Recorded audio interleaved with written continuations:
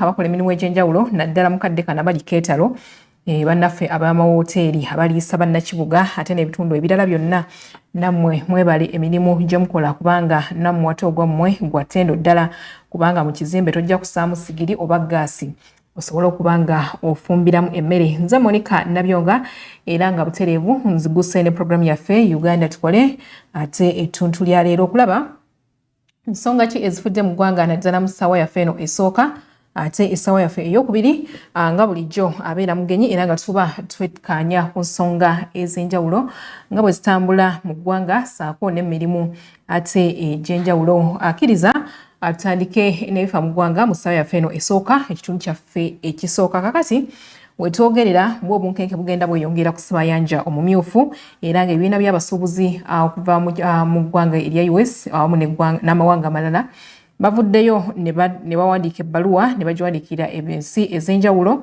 okusobola okulaba ngeri ki gye bayinza okwegattamu abasobole okulwanyisa ekigenda mu maaso ku nnyanja eyo.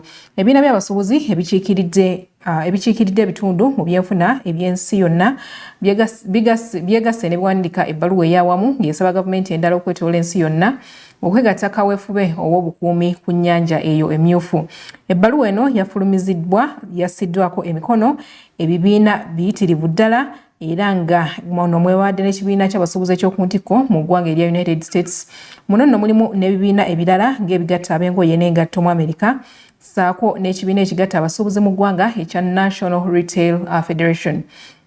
Mu kiseera kino Operation Prosperity Guardian ekulemberwa US yeri ku kaweefube okulaba nga bazza emirembe ku Ssemayanja oyo mumyufu naye nga emmeeri z'abasuubuzi eziwerako zizze zirumbibwa abayeekera ba Health era nga bakikolera ku nnyanja eno emmyufu. Kakati enteekateeka y'amawanga mangi mu byokwerinda n'okutuusa kati ate nnaba kuvaayo era nga wetwogerera gali amawanga 23 agavuddeyo ku nteekateeka eno okulaba ngeri ki gye bayinza okukomyamu effujjo okuva mu ggwanga erya Yemen erikolebwa ku mmeeri z'abasuubuzi ezibasabaza ebyamaguzi bireeta mu mawanga amalala.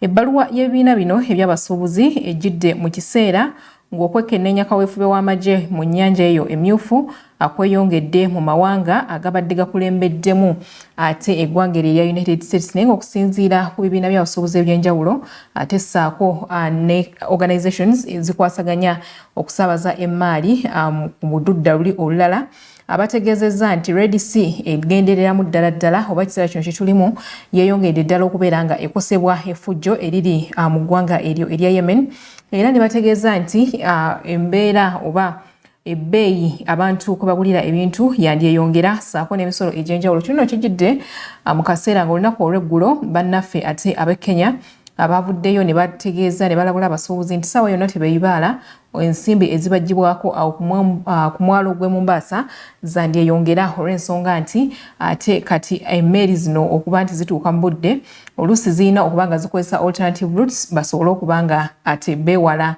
ekibambulira ekiva mu ggwanga eryo erya Yemen. Naye watali ekyo bwe bayita eyo buba bunkenke bwa ddala ate era ng'oluusi bateekamu ne kosi singa bw'owulidde nti beetaaga obukuumi obw'amaanyi. Oluusi weesanga nga balina okuhayaringa oluusi ba private guards okubanga abatambulirako okusaabaza emmaali bwe bagiyisa mu makubo amalala olugendo luba luwanvu amafuta geeyongeramu n'ebintu ebirala ebiringa ebyo. Kale awo nno bannaffe ate ebibiina ebyobusuubuzi mu Amerika ebiviiriddeyo okusaba eggwanga lyo ensi yonna actually world at large okusobola okuvaayo beegatte omulundi gumu basobole okulwanyisa ate ekizibu kino ekikolebwa abayeekera ba Health okuva mu ggwanga eryo erya Yemen. Kakati ate era bwe tweyongerayo amawulire ag'ebunaayira ebbeeyi ya kokowa wetwogerera eyongedde okulinnya era nga bategeeza nti kino kivudde ku nkyukakyuka mu mbeera y'obudde okutuuka ku ntikko mu biseera bya wikisi nga 2 emabega kivudde ku mbeera y'obudde ate okubanga egenda ekyukakyuka naddala mu mawanga amusinga okuva ekirime kino ekya kokowa aga West Africa. Bwe twogera ku West Africa twogera ku mawanga nga Nigeria, Ghana ssaako n'amalala agali awo Liberia n'amalala agali mu kyombo ekyo ekya West Africa era nga bategeeza nti ebitundu 3 ku buli 100 mu nsi yonna ate ebbeeyi ya kokowa bwetyo bwe yeyongedde. Kitegeerekese nti luli embeera eba ebbeeyi ya kokowa ebadde erinnye naye nga terinnye waggulu naye kakati erinnye ne dola ezisoba mu 100 obanga tuyinza okugamba nti erinnye kumpi ebitundu 4 ku buli 100 mu mwaka guno kati wetwogerera. Jjukira nti amawanga ga West Africa mwe mukyasingidde ddala okuva kokowa agenda katale ak'ensi yonna era nga ate tetuyinza kwerabira nti naffe wano mu Uganda kokowa mulimu ddala era nga bannaffe abali mu bitundu ebyenjawulo nga Kayunga saako n'ekitundu ekimanyiddwa ennyo mu kulima kokowa wano mu ggwanga ekitundu eky'ebundi bujjo bw'abanga alinnye ku katale ak'ensi yonna gayinza okuba amawulire ag'essanyu naddala eri bannaffe abo naye ekyebuuzibwa nti omutindo gwe gwennyininyini ogwagalibwa ku katale ak'ensi yonna. Kakati no okusinziira ku mwami amanyiddwa nga Hashi Michelle Buck ono nno nga y'omu ku abo abalina amakampuni agakola chocolate yategeezezza nti ne kokowa alinnye naye ate atakomye kulinnya kokka n'okubula abuze ku katale era ng'agambye nti kampuni ye egenda kati esereba naddala mu production era agambye nti kumpi mu production kati baserebye ebitundu 12 ku buli 100 oluusi batuuka nga chocolate yeetagibwa katale naye nga tewaliiwo ate nga production tebaakoze olw'ensonga nti ate raw materials babeera tebazifunye olw'ebbula nti yandibadde wa bbeeyi naye at least yandibadde ng'alabikako naye n'okulabika ate talabikako. Kyokka nate ekikwewuunyisa nti obaolyawo n'emawanga amalala gye bandiddukidde wano mu ggwanga ate President Museveni enkola eyo yagigoba ey'okutwala ebintu nga tebyongeddwako mutindo era kati bw'ogerageranya mu Uganda nayo olaba nti ate abalina amakolero agakola chocolate gagenze geeyongerera ddala mu ggwanga. Bantu bangi kati bagenze nga bavaayo nga bakola chocolate era nga nayo wa Uganda agenda ku katale ate ak'ensi yonna. Kale ate bwe tuvaako erudda eyo gyo emiwendo gy'amafuta mu ggwanga erya Buyindi gikyali wansi ddala era nga kivudde kuba nti newankubadde nga amawanga nga Bungereza gavaayo ne gateeka envumbo ku ggwanga erya Russia olw'olutalo olwali wakati waalyo oba n'olukyagenda maaso n'ejje buli eno wakati w'eggwanga erya Russia ne Ukraine. Ate bo bannaffe bano ab'e Buyindi bo bagutwalanga mukisa nti amawanga amalala gye geesambira okugula oil ava mu ggwanga erya Russia bono bagutwalanga mukisa era nga kakati abe bamusuubula kyokka ate ne bamulongooseza ewaabwe ate n'ekikwewuunyisa n'atuuka katale ak'ensi yonna nga n'olunaku olw'eggulu nakutegeezezza nti mu Bungereza bakyagulira ddala amafuta agava mu Russia naye tebagagula direct kuva mu Russia nedda. Amafuta gano bwe gaba nga gatwaliddwa mu ggwanga erya Buyindi ne bagalongoosa ate n'olwo nno Buyindi bwemala ng'ate egolekeza amawanga aga Bungereza era okukkakkana ng'ate bazzeemu bamuguze era nga okusinziira ku Prime Minister Narendra Modi yategeezezza nti bonno amawanga amalala okwesamba ate oil yava mu nsi eya Russia bonno ewaabwe kye bakoledde era ng'agambye nti kakati ensi yaabwe almost efulumya tons 4-5 eza oil mu mwaka gumu bwe guti era ategeezezza nti bo n'abantu aba bulijjo nga oba bannansi abavuga ebidduka tebannaba yadde okukosebwa olw'embeera ey'okubeera nti amafuta gali waggulu nga bwe kiri mu mawanga amalala nga nawano mu Uganda bw'okitwalidde kubanga okuva kumpi mwaka gwa 2021 tetuddanga mabega ebbeeyi y'amafuta egenda erinnya nti newebeseemu ekkamu katini ate era temalaawo bbanga ddene olwo nno neddamu ate ne yeekanama waggulu era nga kikyaviirako n'ebisale okutandika okunaabuuka mu bitundu ebyenjawulo. Luli before 2021 ng'omuntu alinnya ne ku taxi ey'ebitaano distance webanga nyimpi naye kakati nno wetwogerera n'ey'olukumi bw'olukwasa kondakita ate ajulako temaluyi olw'ebbeeyi ey'amafuta okubeera nga eri waggulu. Kale nno wano wetwebuliza nti oba ne Uganda kati ate kyebeetandika okukola amafuta egajje direct mu ggwanga eryo erya Buyindi kubanga bo tebeesamba okugula bintu bya Russia ng'ate amawanga amalala bwe gakola. Jjukira nti mu meeting gye babaddemu erudda eyo mu ggwanga eryo erya Buyindi kyategekese nti Buyindi egenda kubanga yeesingira ddala ndowooza amakampuni ate aga oil bwe bunaatuukira omwaka 2024 newankubadde nga raw material tebamuyina naye ate balina capacity esobola okugula mu mawanga amalala. Kale bwe tuvaako erudda eyo kakati ensonga ez'abasuubuzi buli lukya zongera okulinnya enkadago era nkati ekiri mu kibuga wakati buli woyitawo bakugamba nti Omuchina atufuukidde omuchina. Kino nno kyava kuba nti bano bagenze babongeza emisolo gye batategeera era nga ne jojjuzi gye buvuddeko babongeza nti buli container ereeta engoye eyali esasula ate millions 120 ku musolo abagirinyisa ne badda ku millions 405 era nga n'olunaku lw'eggulo gwe yabaddeko ng'alaba ndowooza ojjukira omwami Asumani bwe yazze wano eno engeri gyayogeddemu nti bakubalira ku bitundu 35 ku buli 100 oba si ekyo $3 ku buli kilo ey'engoye gy'oba oleese naye ng'ate mu ngeri eyo toyinza kubeera sure nti baba nakubalira ku bitundu 35 oba ku bitundu ku nusu ku $3 buli kilo nedda bonno URA poliisi yaabwe egamba nti whichever is higher so ebapimanga bitundu 35 ku buli 100 nga tebayitawo nga balaba ssente entonoko okusinziira nga bageraageranyiza ne $3 ku buli kilo olwo nno nga bakukyajinga ekiri waggulu bo ate kye bagenda nakyo.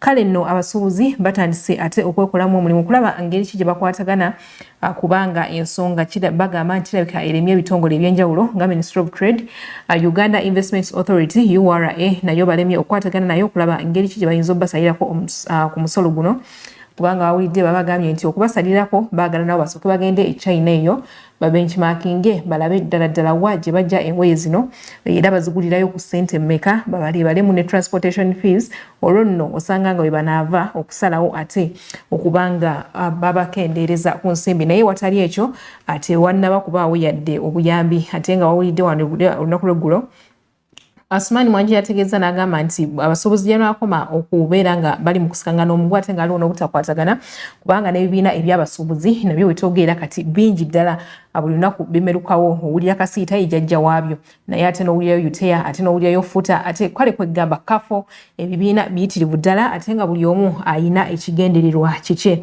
era buterevu wano abakulembeze mu kibiina ekyo ekyakasiita ekitaba abasuubuzi mu Kampala we basabidde nti ebibiina byonna basooke babizze ku bbali naye bakwatagane kubanga luno olutalo lwa kukosa buli omu ate era ne balabula ne bagamba nti bo balowooza nti guno omusolo guli ku ngoye eza jjiini ne kaki naye kitwaliramu kumpi buli sekita era we bagambidde nti abali mu sipeeya tebeeyibaala just tebannaba kuzibuka maaso naye nga nayo erudde eyo ate omusolo guli waggulu ddala. Kale kansooke nkweko ku mboozi eno olabe ku bakulu bano okuli Isa Sekito, Thaddeus Musoke ssentebe wa Kasiita, Edward Ntale ssentebe wa UTEA ate saako n'abasuubuzi kye boogera ekibatuuseeko naddala ng'omusolo guno gugenda gulinnya buli kadde.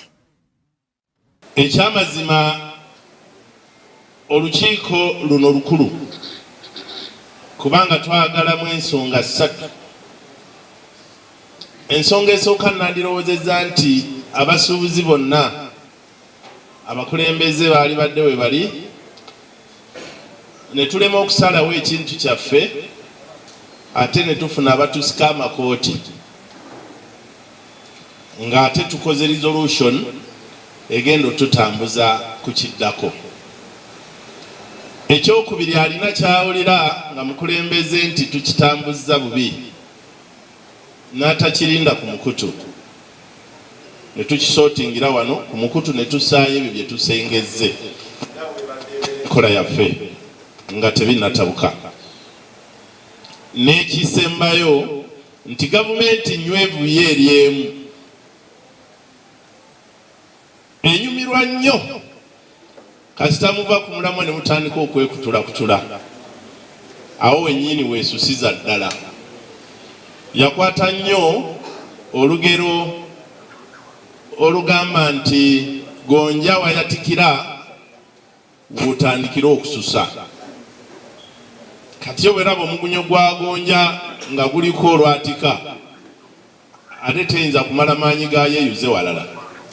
Kati amakulu nti nga tuli mu kusoomoozebwa abamu ku batannalaba tusaanidde kuba ng'ate twongera kuba bumu. Chairman nga bw'abyogeddeko mu biwulidde saagala ngufuule mulamwa kubanga olwo tuba tujja kusulawo naye ate era nakyo kirungi okyogerako nti ebintu ebimu tukule. Kasiita eri myaka 23 ng'eweereza. Ekyamazima waliwo ebitulemye ate waliwo bye tukoze. Olutalo luno lwatandika mu mwaka guwedde mu mwezi ogw'omusanvu. Ekibiina ekikulembera ab'engoye ekya Haji Kamadi, Mwami Nsubuga, Pasita Kaddu n'abalala ne bampita ne bantegeeza nti ngambe chairman enju yayidde.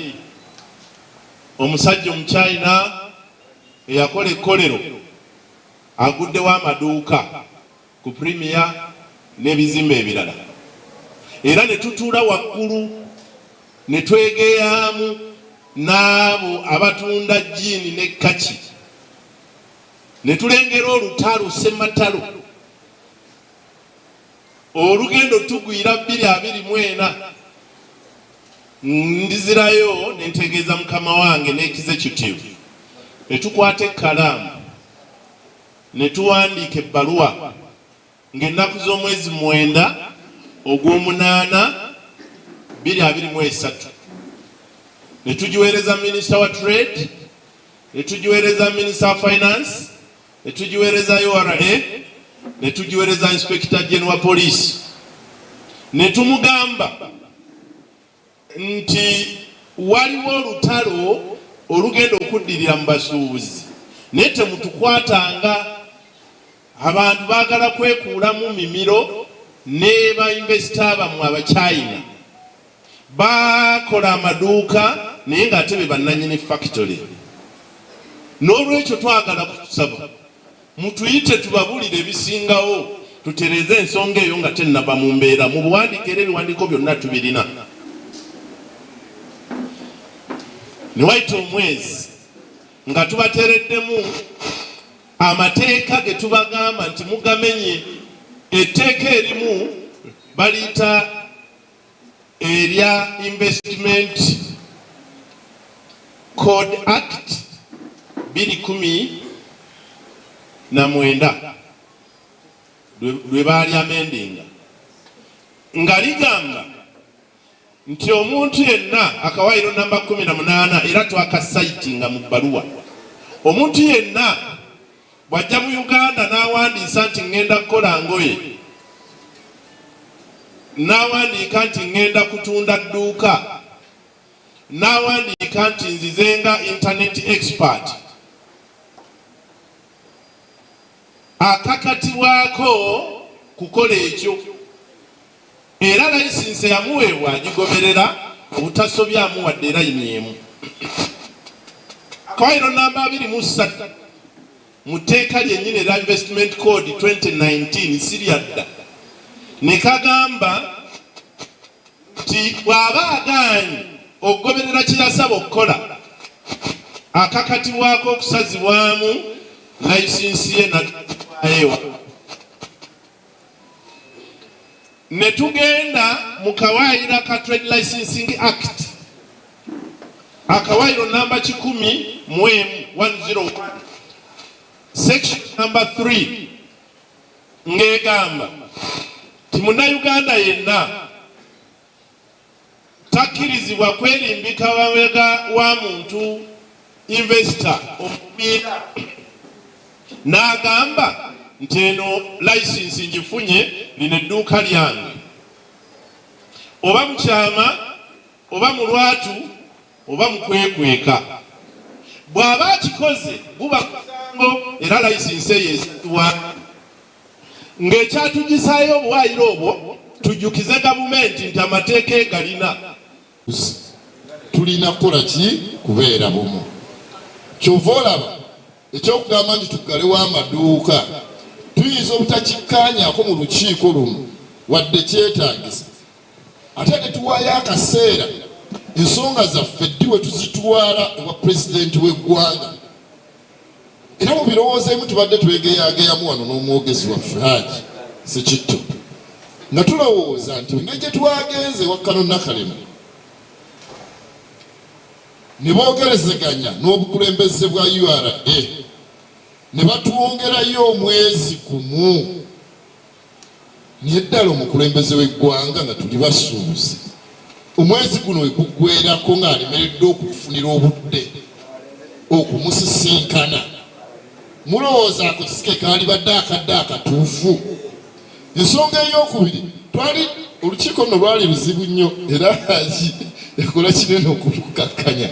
Abasinga twali tusazeewo obusungu tubulage mu bagenyi. Naye tugamba nti owaayi omukulu yatugamba ne bwe tuba tunyiize tutya tulindengako abagenyi tulyoke tulage obusungu bwaffe. Jjukira ffe ensonga zaffe tezibeeramu byabufuzi, tutunuulira busuubuzi. Mbadde nsaba olukiiko luno lukkirize enteeseganya nga bwe zigenda mu maaso, nga bwe tusinkana abakulembeze ab'enjawulo. Simanyi abadiweya nakalo ke njagala tukkaanyeeko. Bw'ojja ne tulwana olutalo lwo ne lugguka, tekitegeeza nti ovudde mu struggle. Simanyi abadiweya bazze waliwo ate munsanyusa ne tubakubire ku bugalo. Badde amanyi nti olutalo lwetulwana tetemusize abadde sinabakula muganda wange. Kati ekyo kituzaamu amaanyi nti twagala tuba tugaddewo sekita zonna olw'ensonga nti database ekwata ku sekita zonna.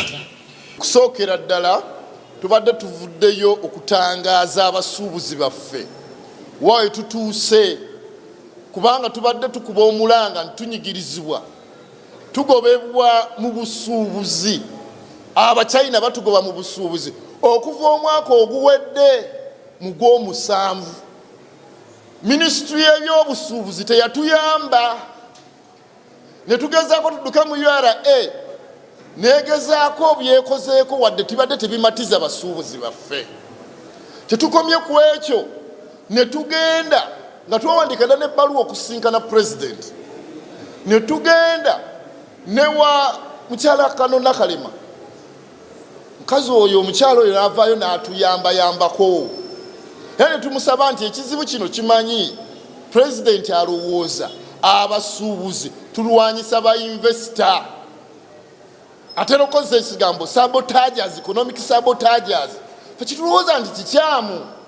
Bamuwa amawulire amafu era abasuubuzi baffe bagula mu makolero agakolera wano ebintu ne waliwo batakolerawo wano. Kati kitwewuunyisa batandise okuggulawo amaduuka bavuganya naffe. Tugamba ow'ekkolero lwaki tosigala mu kkolero ate ffe ne tukusuubulako ne tutunda ebintu. Niyo gamba olina ekkolero ng'otunda ne jiini emu, olina ekkolero ng'otunda n'omufaliso ogumu. So tulina okumakinga sure nti ate naffe bannansi tusigala mu busuubuzi. Naye omukyalina bw'ono bagwa wa kkolero ate oyagala osuubule, oyagala otandika okutembeeya, tulowooza nti ekyo tetujja kukigumiikiriza. Kyova olaba tukyalinda okusaba okuddibwamu owa president. Twamusaba tumusinkane, URA yatusuubiza ejja kutukulembera etutwala ewa president. Kano Nakalema yatusuubiza ejja kutwala ewa president, n'abalala wonna we tugezaako. Ffe tulowooza tugenda kugumiikiriza paka akaseera ke baatuwadde ak'omwezi ogumu nga tukyasasulira ku bisale oba ku muwendo omukadde ogw'omusolo. Bwe guggweerawo bwe guti nga tutandika okukungubaga. Ate we tukungubaga tetugenda kukungubaga mu Kampala wokka, tugenda kukungubaga mu Uganda wonna, sekita zonna, kubanga tukizudde ekizibu tekiri mu ngoye wokka, kiri mu basipeeya be Wakiseka mubawulidde, kiri mu b'amasimu mubawulidde, kiri mu bagambutusi mukiwulire. Kitegeeze wayinza okubaawo olukwe okutwavuwaza kitasobola kukkiriza nga tukyali mu bukulembeze bw'obusuubuzi. Ffe kitutabula lwaki bo abakulu abo batutegeerera batwebuuzaako ddi. Ffe tulowooza etteeka eryo tetulimanyi. Twatandise okutandika okuliyitamu ne ttiimu zaffe ez'abakulu, era tujja kuvayo tugambe etteeka fu, kubanga etteeka bwe tunaakizuula teriddamu buzibu bwe tulina. Tujja kuvaayo ffe tulivumirire, era tujja kugenda mu parliament tugambe eryo etteeka lyammwe mwatwebuuzaako ddi. Ffe tusuubira amateeka gano bwe gajja gatandika okumanya nti baani abanyigirizibwa, ekizibu tukijjawa, batwebuuzengako. Simanyi lwaki bakukuta, lwaki bakukuta.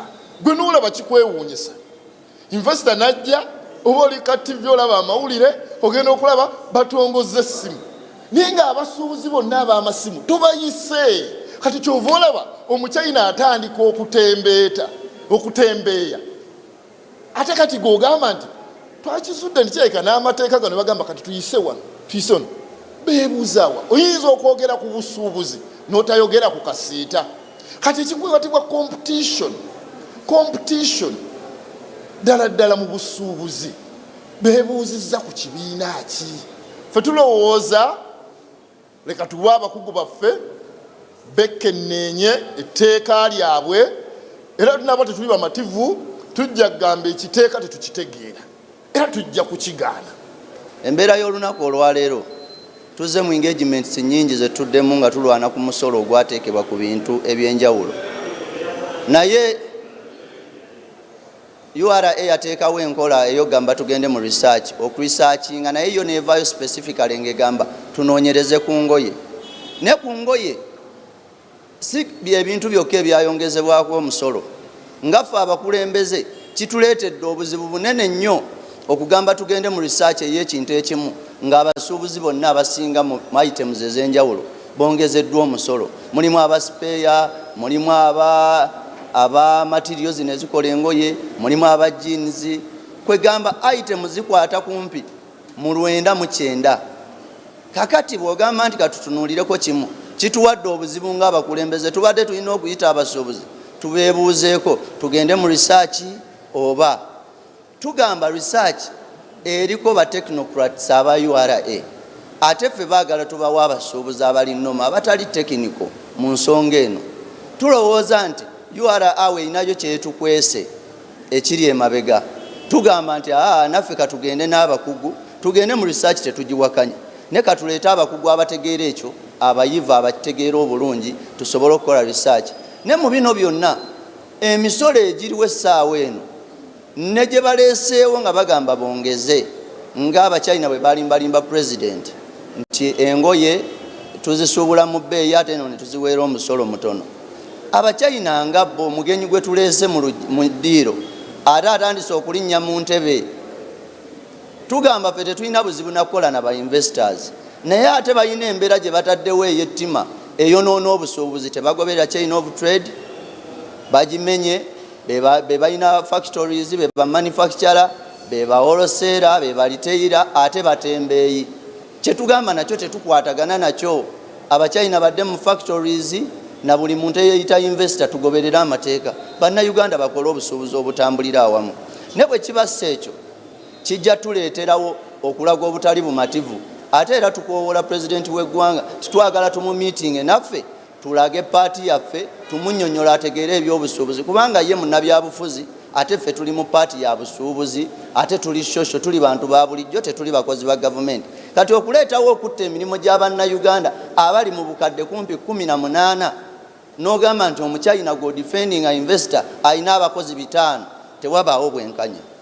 Kitwewuunyisa nnyo okubanga ba policy makers betulonda n'abamu nga bava eno mu busuubuzi okuba nti baba bayisa ate tebatukonsultingako, naye ate kino kyo kyasusse kubanga tekyayise na muteeka. Guno omusolo URA gwe yataddewo ogwa $4.5 $4.5 teyayisa na policy, wabula yo yakola instruction ku lwayo okusinziira Abachina bwe balimba president ne basalawo. Ne tugamba mukyalaanite atulinako obusungu kinga abasuubuzi okubanga ateekayo paati emu ng'ate wano mu Uganda tulina ba foreign investors ne ba local investors. So bw'oba ogaadinga ba foreign investors bokka nga ba local investors toba considerinze kiba si kya bwenkanya. Yesaawa president aveeyo ateekewo embeera y'okuharmonizinga local investor ng'akwatagana ne foreign investors. Ba parliamentarian tubasaba, tulina trade committee, tulina finance committee ezikola impact ennene mu busuubuzi.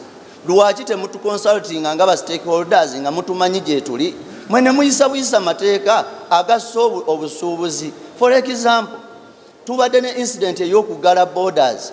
Amawanga gonna gataddewo tricks okulabika nga gadevelopinga trade oba economy yaabwe.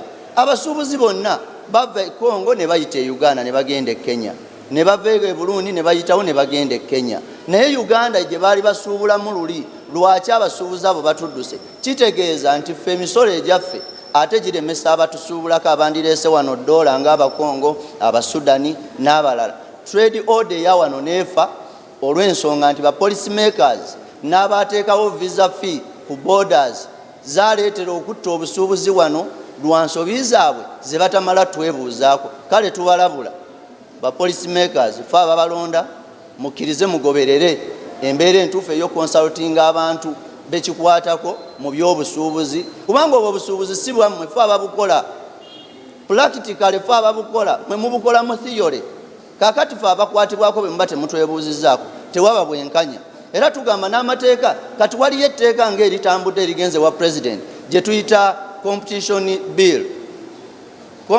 bill egenda okujja mu katale ng'endowooza ewa omuntu eddembe lyonna eriteekawo ekintu tebafuddeyo ba investor bani tetulimanyiiko naye tuwulira bali kukusa bukukusa kati bwe linaatukosa tetumanyi ffe we tugenda kukola ki kubeera kubanga tebatukonsultingako so tetuli basanyufu ku nsonga ezo era bammemba ba parliament ne parliament tetuli basanyufu gye muli nti bacontainer leaders bawulira embeera bweti ng'eyuguuma nti bannanga omusolo mungi ate bafuna chance nene nnyo okunyigiriza abatika bo akutuka bonagamba tiwawulira omusolo ate nga mutufunayo wakola ki waguwulira so ne tufuna okunyigirizibwa kungi oluusi n'obutamanya ebigattako bacontainer leaders ne banyigiriza so tusaba embeera eno bwebaawo ffenna nammwe abannaffe abatikka mu container zammwe ffenna tulwane olutalo luki ate muleme kutunyigiriza ate tuve mu busuubuzi abamukufa abamutusuubuza katono olw'ensonga so nsaba chairman bacontainers nabo bateekinge lead nakyo bakifeeko nti ffenna tulwane lutalo lumu tebanyigiriza ate we batikka. Thank you so much. Nsonga z'abasuubuzi bakiyita mpawo atalikaba kubanga buli sekita almost omusolo gwalinnye gestirwa kuba nti abamu tebannaba kuzuuka buzuukusi maaso ate abalala tebalina bibiina ng'ebyo mu begattira oba oliawo bayinza okufuna information ng'eyo naye katusabe nti oba oliawo ate omulango gwabwe osanga omukulembeze w'eggwanga y'anaakimala kuba basinkanyeko ku bantu ab'enjawulo basinkana State House Investors Protection Unit naye tewali kalungi kaavuddeyo ate ne basinkana ne Ministry y'ebyobusuubuzi obwegasisaako n'amakolero naye teriyo nayo kalungi ate kaavuddeyo naye katusuubire nti bwe banasinkana taata yennyini ate ye anaasobola okuba ng'amala ensonga zaabwe. Kale n'emboozi ey'abasuubuzi kkiriza nsooka kuwummuzeemuko katono bwe nkomawo awo wennyini we ngenda okuba nga ntandikira.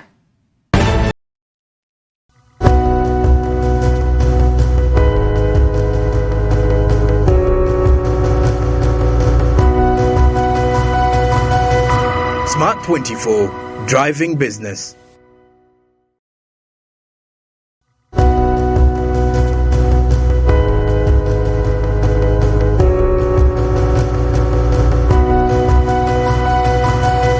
Smart 24, driving business.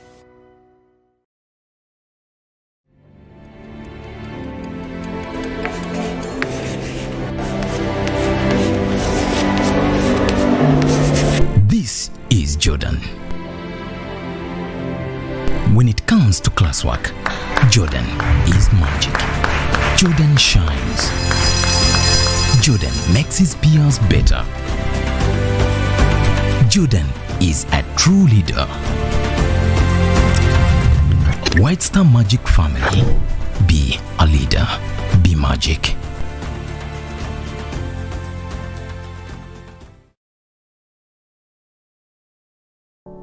Luxury redefined at Seasan Hotel as you indulge in the splendor of elegant living fit for the royalty that you are. Step into comfort, pampering and blissful customer-centric service as you select from our range of comfy exquisite living quarters furnished to meet with your royal preference.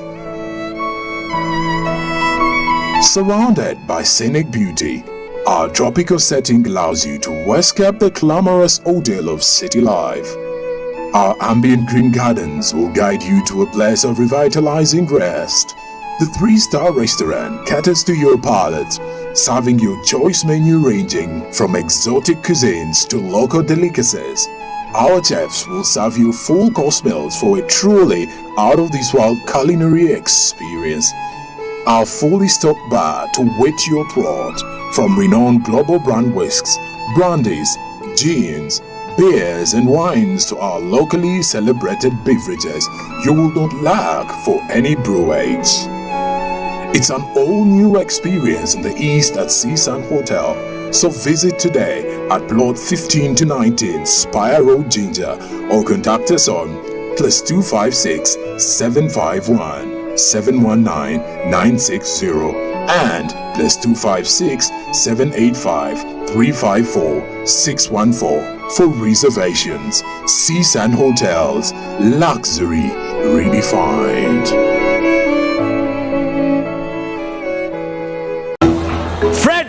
Osmosis. Freddy! Fred Dollar, my boss, CEO Inojo, the general of generals, the conqueror of conquerors, the first and the final, the sky above the skies, the promised land, the terms and the conditions, the international king crocodile, the source of the Nile. I don't have money today. Just take a polite loan of 200k to stock my shop. The signs and symptoms of success. The bank commander, not the bank teller. Why hassle for a loan when you've got MTN Momo? We're sorting. Use the Momo app or dial *165*5# for all quick loans. Choose from the different loan options from our partners and get one that works for you. Together, we're unstoppable.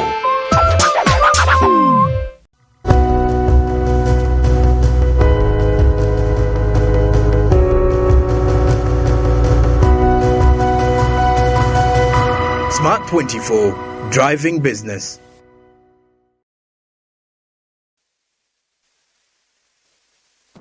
Kale kulisayo mkumulako kwebale kubango chatamula lafe ku Smart 24 TV tukyagenda maaso ne programu yaffe Uganda Tukole sawa yaffe esooka ekitundu ekyokubiri kakati akakiiko k'eddembe ly'obuntu akaliko alipoota gye kabadde kaliko era baliko okunoonyereza okw'enjawulo kwabadde bakola ku mbeera ya poliisi gye babeeramu era olwagimaliriza eno nno neeyanjulirwa amyuka omukubiriza w'olukiiko lw'eggwanga Right Honorable Thomas Tayebwa.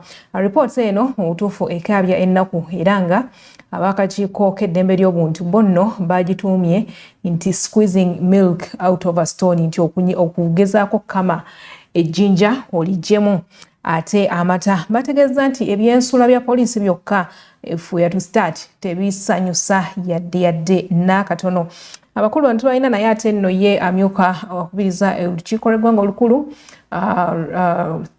Right Honorable Thomas Tayebwa yategeezezza nti ensonga za poliisi bazimanyiiko era baziba balwanirira nnyo okulanga abongezaako ku budget, naye ate obuzibu bwe bukyali nti ssente ekyamazima matuufu eziriwo tezimala, naye nga yabasuubiza nti wakufuba nnyo okulaba nga bongezebwako ku kasente naddala ako akasobola okubazimbira ennyumba eziri decent, kubanga ebakuuma eggwanga kitegeeza nti oli wabanga teyasuze bulungi n'obusungu asobola okuba nga ate ayina bungi. Kale katandike ate ne nankulu w'akakiiko k'eddembe ly'obuntu ate tuwulire ebyava mu alipoota eno. On behalf of the Uganda Human Rights Commission, I have the honor to submit to you a copy of the research report 22 titled Squeezing Water Out of a Stone, Working and Living Conditions of the Uganda Police Force Personnel and Their Implications on Observance of Human Rights.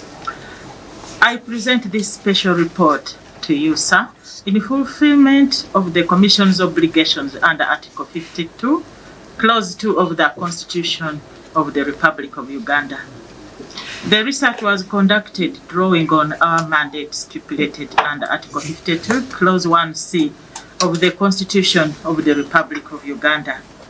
I am glad to inform you that this research was conceived at a high-level strategic meeting of the top leadership of both the Commission and the Uganda Police Force 5 years ago. It was one of the proposed interventions to provide the required evidence for answering the nagging questions of why breaches of human rights standards were persisting among police personnel, despite the numerous actions taken to improve their appreciation of and compliance with their human rights obligations. This research was conducted with the full cooperation and collaboration of the Uganda Police Force. And as evidence of their full cooperation, right, Honorable Speaker, this report is signed by, among others, by the Inspector General of Police, Mr. Martin Ochola. So this document is not just ours, but also theirs. The research was based on the constitutional mandate of the Uganda Police Force under Article 212 and its obligations to respect, uphold, and promote human rights and freedoms in the performance of its functions as enshrined under Article 20 and 221 of the Constitution. It was proposed on the backdrop of persistent breaches of human rights standards by police personnel, the rights of the Uganda Police Force personnel themselves, which were not effectively observed, and the likelihood of this causing them to hurt others, and the dynamic legal framework that had increasingly assigned individual liability for violation of human rights. Compensation to victims of human rights violations by the government, the police force, and the individuals diverts resources from service delivery and development initiatives. The research sought to establish whether police working and living conditions were a catalyst for human rights violations. Right, Honorable Speaker, the findings and their human rights implications were profoundly eye-opening. In view of that, the Commission made general and specific recommendations for improving the observance of human rights in the Uganda Police Force, as detailed in this report. It is therefore our prayer that all duty bearers to whom recommendations were made act on them expeditiously so that the observance of human rights can be enhanced. In the same breath, we call upon the rights holders to be more vigilant in fulfilling their duties and responsibilities. I now wish to draw your attention to a few highlights of the report. The research found that generally, the living and working conditions of the Uganda Police Force personnel were wanting, and in some cases it was extreme and unimaginable. The situation of housing or accommodation in the force was dire, with institutional accommodation largely dilapidated, comprising shared rooms partitioned by either curtains or makeshift boards. Right, Honorable Speaker, some of them told us that it was hard for them to get children because of these situations. They reside in condemned structures and unipods unfit for human habitation. And this report contains a few pictures we took during the study. Junior personnel were the most disadvantaged in terms of acquiring decent housing, as they were often displaced from institutional accommodation by their bosses. Some personnel opted to live in their own homes or voluntarily rent outside institutional accommodation. By these first concerns about their personal security outside the barracks, as well as affordability of decent housing. Many live between 3 to 8 kilometers away from their workstations, while 3% live between 8 to 14 kilometers away from their stations. The force does not facilitate their staff with organized transport to and from work, yet they are on call 24/7. The linkage between the living and working conditions of the police force personnel and their observance of human rights of others came out evidently. This explains the choice of our title, Squeezing Water Out of a Stone, which implies that police personnel are giving a lot more than they are receiving, and in some instances, it is amazing how, in their given conditions, they can still manage to provide any service. Most personnel have some office space, but which is largely insufficient, in poor condition and indecent. Most police stations and posts lack designated space for fulfilling particular functions. Imagine a situation where you have to interview a suspect or a witness in the presence of others. They fear they may get to speak out. Equipment, tools, and even cells that a standard police unit should have. This directly and vicariously affected the quality of service and in fact the observance of human rights. This research found a general shortage of a whole range of office supplies, including uniforms. And in some cases where they have uniforms, there is other gear which they should wear, like jackets, thick jackets, especially those deployed in very cold places. In some cases, irregularities marred the provision of supplies. Meals on duty are very scarce, and so are the food rations. Most police posts and police stations get insufficient interest, ranging between Uganda shillings 300,000 to 2 million per quarter. Office equipment, including firearms, were either not readily available or insufficient. Tried with the challenge that they have, a few measures that were put in place.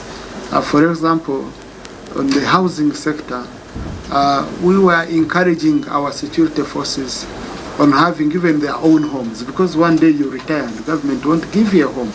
That's why the government put up a scheme of duty-free items, focusing mainly on iron sheets and cement, duty-free.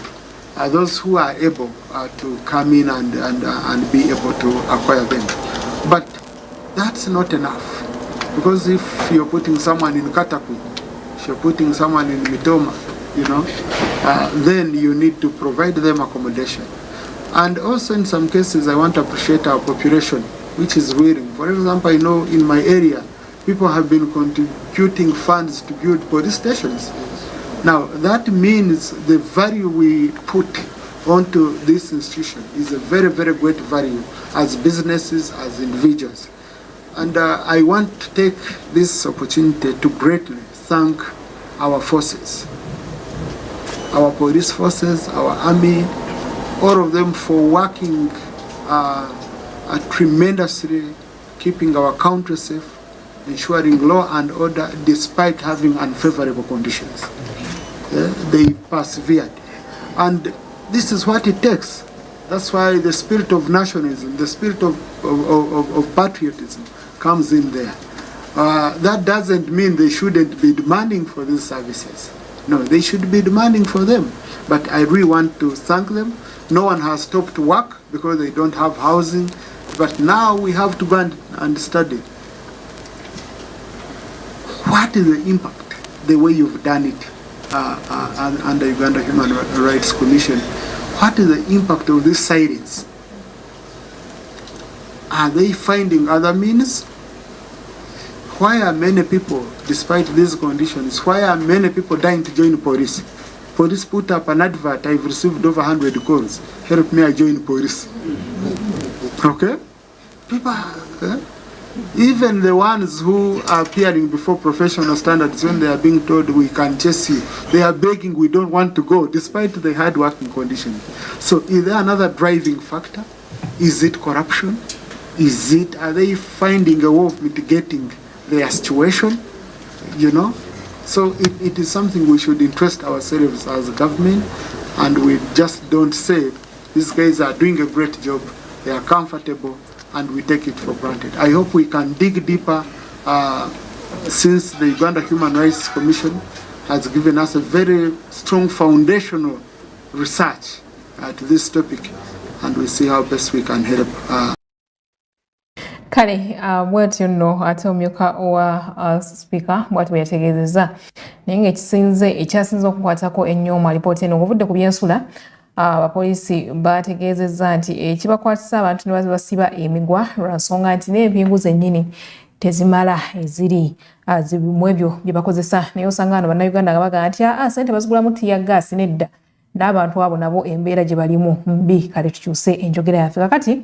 Ate bannakyewa ssaako n'abakungu ba gavumenti okuva mu bitongole eby'enjawulo abavuddeyo ne batema empenda ku ngeri ki gye baagala Uganda ekiikirirwe mu lukuŋŋaana olugenda okubeera ate mu United Arab Emirates eyo mu Abu Dhabi. Olukuŋŋaana luno lwa byabusuubuzi era nga lugendererwamu n'okunoonya akatale ak'ebintu byaffe. Ensonga ebadde nnyo ku mwanjo kwe kulaba butya amateeka bwe ganaateekebwa mu nkola galeme kukoma bukomi ku mpapula. Bannakyewa wano be twayogedde nabo twayogeddeko ne Penny Nambabazi okuva mu kitongole ekya Siatini era ye bw'ati bwe yategeezezza.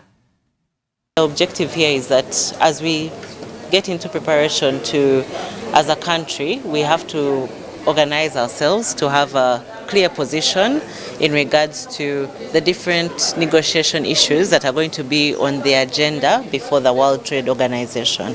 And the WTO is a multilateral organization that deals with creating the different trade rules that we see today, but also has a wide range of different countries, over 165 countries that are part of this organization. And it sets the stage and is a key player of how the different trade rules, trade negotiations, when it comes to the different sanitary and phytosanitary clauses, but also the WTO right now is currently going through a reform, and that reform is encompassing the issues that have always been shared by the different countries. One, because African states and countries have been sidelined in regards to the negotiations. We have not had a stronger voice or position when it comes to fostering our interests, and we know that as Africa we do need a clear strategy to how best we can gain from these different trade agreements.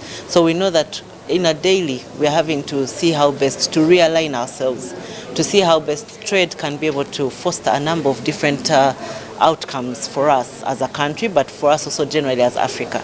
We get to realize that even for us as a country, the way we are trading is going to be highly impacted, not only by the different trade barriers, but also by the different geopolitical landscape that keeps changing. Right now we know that there's been a lot of fragmentation in the trade landscape, because now you get to realize countries are coming into more trade agreements being signed, and that is pushing away the different rules and decisions that are supposed to foster a more holistic approach to trading together. So why we're doing this is to see to it that as Uganda we have a clear position. We are for, of course, trading together, but we need to see to it that the rules that are there do support development interests and also foster a lot of gain when it comes to the structural transformation that we want to see as a country, but also in regards to how we can be able to trade fairly with each other. We have a lot of commodities, products that we're producing, and the MSMEs, SMEs and the private sector need to be aware of the different challenges that they could be facing right now. But we need to see that our productivity is improved, quality of our production, and also the fact that we need to have more of the private sector brought into these discussions. So today's meeting was to see to it that we have a harmonized voice, but also to build the capacity of the different stakeholders around the different issues that are happening globally right now. Around the trade and investment agreements, as Siatini, we hold the area that trade and investment agreements are highly skewed to foreign direct investments, but also in the aspect of the WTO is that it definitely shakes and undermines the multilateral trading system, because the WTO looks at trading together and not countries trying to create separate trading negotiations on their own. Even while they are accepted to do so, you get to realize a high number of them have actually made a challenge for most African countries, those that have been signed with the different global powers, like for example the EU with Kenya, those and others that have continued to be signed now, they have actually increased because of the different strategic partnerships that most of these countries are looking forward to for Africa, in the lines of when it comes to resources, natural resources, but also in the bids right now around the energy transition.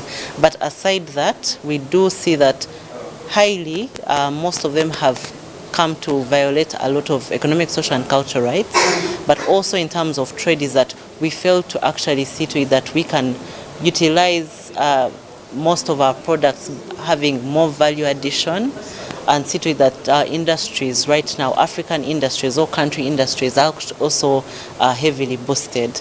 You get to realize that we are instead going to have to export more of our raw products without adding value. And those are some of the agreements that are signed, that we get to instead be highly impacted in the way that we're able to trade, how we produce, are really strained in these agreements. So you get to find that for a long time, most of these agreements have instead put us in a difficult position to improve our industries, but also to enhance our structural transformation and development for our interests. So this meeting is for trade ministers who are members of the World Trade Organization to agree on better terms of trade for its membership. So issues under discussion are on agriculture, SPS, do I need to demystify that? Sanitary and phytosanitary standards, simplifying rules on cotton, as well as access to medicines, vaccines, and diagnostics by giving us flexibilities under the agreement on intellectual property rights. So ideally, in summary, this ministerial conference, 13th ministerial conference of the World Trade Organization, helps to open global markets through a number of initiatives that are under discussion. Kale abutalevu bwe batyo ate bonno ebagala okubanga ate Uganda ekikirirwa mu lukiiko olw'ebyobusuubuzi olw'omulundi ogw'okuminisatu olugenda okubeera mu United Arab Emirates mu kibuga Abu Dhabi. Kale ate n'essawa yaffe esooka bwe tumazeeko okkiriza nsooka kumbuzeemuko katono nja kudda n'essawa yaffe ey'okubiri gwe kyoba okukola weekuumire ku Smart 24 TV kubanga bingi ebyokya bikyajja.